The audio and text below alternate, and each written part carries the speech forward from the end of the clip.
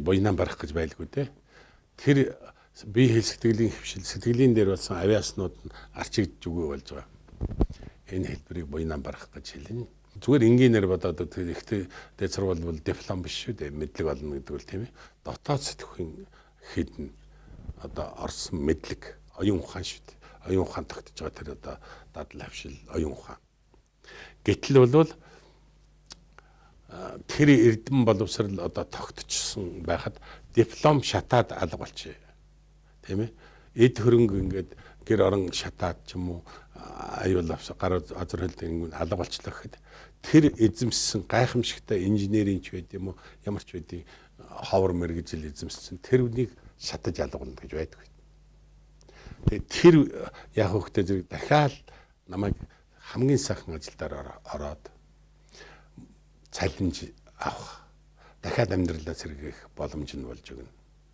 Тэрнээс гадна тэр эрдмийн үнэлж байгаа албан байгууллага ажил хийж исэн газар хөөе манай агуухан энэ л байхгүй болчихвол энэ амьдралгүй болчихвол манай албан байгууллагын өчнөө юм мэрэгжлийн ажлууд хийгдэхгүй болчихно. Одоо яана энэ хүнд орон сууцгч хийгээд өгч хайднууд бол тэр урд нь авсан мэдлэг боловсрол оюун тэгээ буйныхаа ирэхээр л тэгээ дараагийнх нь үргэлжилдэг учраас буян барагдана гэдэг бол тэрнийг хайхрахгүй болоод бусрамг юмд явж байгаа зүйлийг л одоо буян сэмшигт бол яарахгүй байна.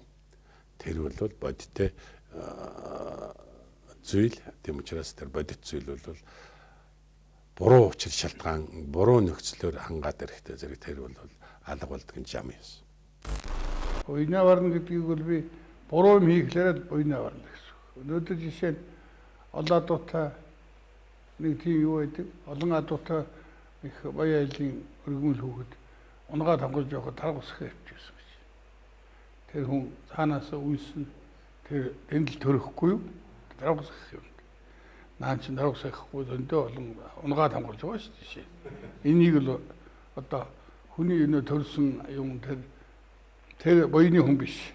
Өшөө бас тэр талын байгалаас төрсөн юм байна гэсэн. Өөрт байж байгаа маш олон сайхан эд агуурсаа өрн таран хийх асуудал бол тэр хүний ухаантай холбоотой. А нөгөө нэг талаар бол ерөөсөө сайхан амьдрал сайн явна гэдэг бол буйны үр дагавар байдаг учраас цаг үргэлжид тэр эд агуурстай байдаг. Одоо эрх мэдэлтэй байдаг. Сайхан одоо удам угсаахтай байх.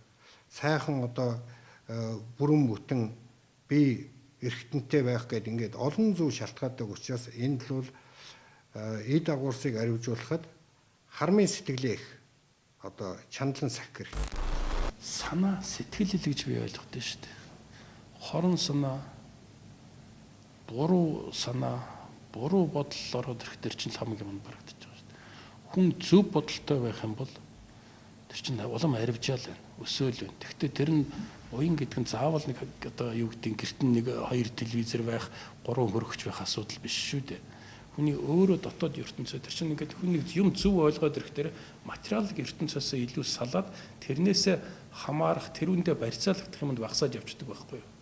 Тэгээ өөрийгөө шал ондоо газар хэрэгжүүлдэг, шал ондоо орон зайд хэрэгжүүлдэг, шал ондоо юмнаас таашаал авдаг, цоошин юм руу ороод явчихж байгаа шүү дээ. Тэгэхээр тэр асуудлын хүрээнд л ойлгох хэрэгтэй байна. Буйнаа барна гэдэг чинь манай ээж л хэлдэг. Муу үйл бити хий. Буйнаа барж. Ингэж бити суу буйнаа барж. Энэ чи Монголын эцэг өвгдөөс уламжлагдаад ирсэн тэр ёс заншил гэдэг чинь хинч өөрчилж чадахгүй хинч юун дээр цаасан дээр буулгаагүй нөгөө бичигдээгүй хууль гэдэг чинь л үйлчлээд байгаа байхгүй. Энэ чинь нөгөө үйл гэдэг чинь үйлийн үр гэдэг чинь л ерөөсөө яваад байгаа. Буйнаа барна гэдэг чинь үйлийн үрээс гажих. Одоо энэ муу сэтгэлийг нэсманаас төрөүний ярьсан тэр бүх сэдв бүх юм чи ингээд холбоотой. Тийм учраас буйнаа барж байгаа. Буруу зүйл түүртэл буруу юм хийгээл яваад байгаа улсууд бол ерөнхийдөө хараад хахад дэвжиж биш дандаа доошоо буйнаа гөвнө гэдэг шиг, буйнаа барна гэдэг шиг дандаа хүн гомдоогоо дандаа хасах хар үйл хийгээл тэрнийхээ үрийг амсаад улам өөрөө зовоол ингээл яваад байгаа улсууд бол ерөнхийдөө буйнаал гөвөд ах шиг харагдав. Буян барах шалтгаан бол минийхаар бол тэр өглөг өгье гэж бодохгүй, юмыг хайрлахгүй, үзэн ятсан ч гэсэн хайрлаж болно шүү дээ юмыг. Тэгэхэд ингэж чадахгүй байгаад сүүлд нь одоо ямар ч учраа яах учраа мэдхээ болцсон. Тэгээд байх тэр хүнд бол өстой буян тогтох байтугай буян нь барагдаад тэгээд нэг ёсондоо нэг одоо пон явцсан хүн, сүнсэн явцсан хүн гэж ярьдаг шиг л хүн болдог л доо. Харахад хүн идж уугаад бийцсад яваад идэг. Тэгтээ хүн биш бас юм дээр. Энэ орчлон хорвоо дээр бүтээж байгаа нэг ч юм байхгүй. Хэрэглэгч болсон. Ийм хэрэглэгч болсон хүнийг л одоо буйн нуурагдсан гэж хэлэх.